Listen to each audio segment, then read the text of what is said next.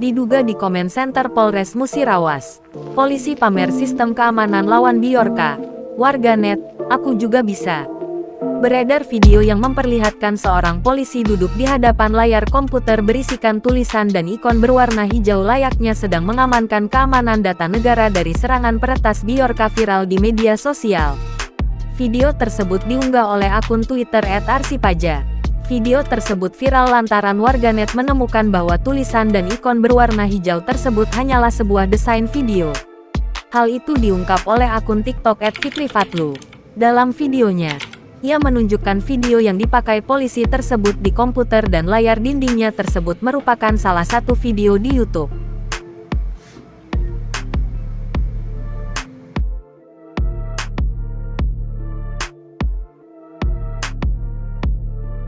Diduga peristiwa tersebut terjadi di Comment Center Polres Musirawas.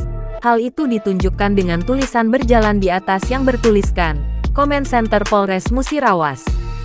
Jika dibandingkan dengan beberapa foto Comment Center Polres Musirawas, dapat dipastikan benar terekam di lokasi tersebut. Sontak saja kejadian itu pun mengundang berbagai komentar warganet. Bukannya merasa takjub, warganet pun kebanyakan mencibir rekaman tersebut karena itu hanyalah video animasi bukanlah sistem keamanan data. Sudah. Jangan lupa subscribe, share, komen, dan like ya.